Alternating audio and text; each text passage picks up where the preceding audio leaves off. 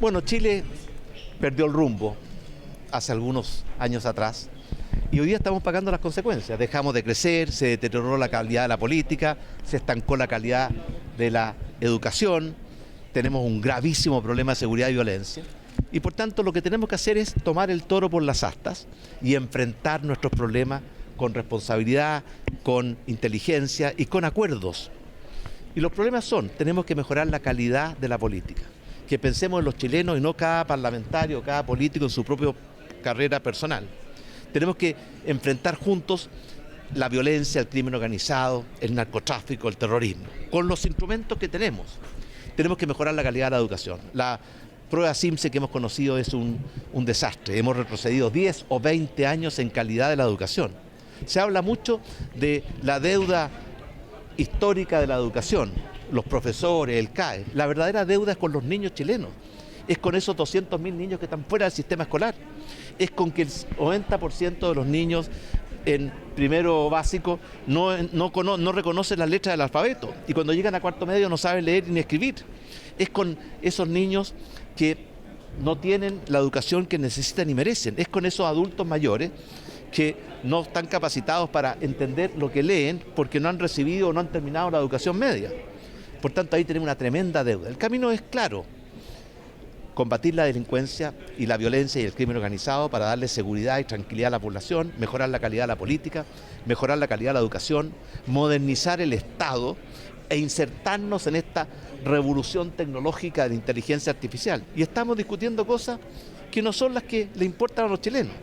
Por eso yo espero que estos malos resultados del CIMSE sean una campanada de alerta que nos permita reencontrar el rumbo. Fíjese usted que una de las mejores políticas públicas en educación fueron los liceos bicentenarios, que demostraron que mejoraban la calidad, mejoraban el acceso a la educación superior, ganaban la preferencia de los padres. ¿Y qué hace el gobierno? Intentó matar los liceos bicentenarios. Ahora los tuvo que reponer por la presión del Congreso, pero ayer conocimos las bases del llamado a los nuevos liceos bicentenarios. Ya no son liceos de excelencia.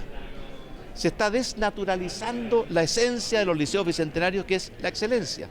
Entonces yo creo que hay mucho que aprender de nuestros propios errores, pero soy optimista, porque las oportunidades que tiene Chile hacia el futuro son formidables. Chile tiene lo que el mundo necesita.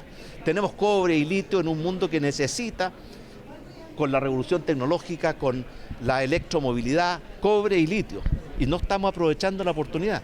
Fíjese que Chile hoy día, llevamos 10 años estancados en producción de cobre. Perú en los últimos 10 años multiplicó por 2. El litio, ¿qué estamos discutiendo? Si creamos o no creamos una empresa pública. Tenemos que aprovechar el litio ahora, en beneficio de todos los chilenos.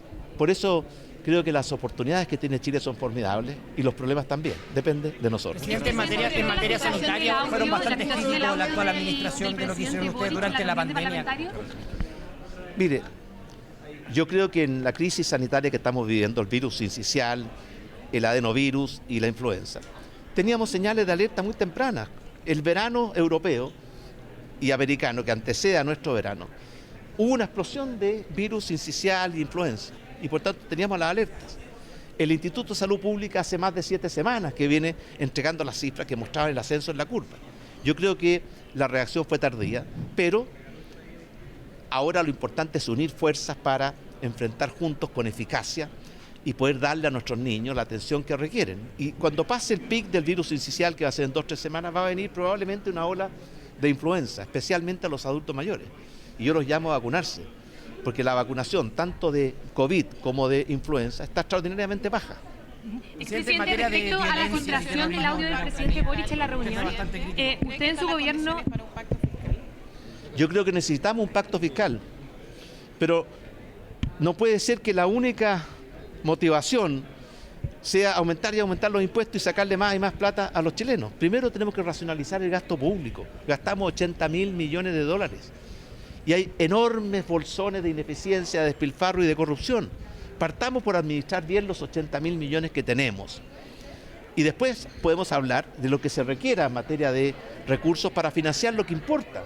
Mejorar la calidad de la educación, combatir la seguridad, la inseguridad, la violencia, el narcotráfico, el terrorismo y el crimen organizado, Y adicionalmente tenemos que poner en marcha nuevamente nuestra economía. Está la economía estancada. Tenemos que volver a crecer. El crecimiento permite más y mejores empleos, mejores salarios, más recursos para el Estado. Y no hay un compromiso con el crecimiento. ¿Cuál es la meta de crecimiento de este gobierno? ¿Cuál es la meta de creación de empleo de este gobierno? No hay metas.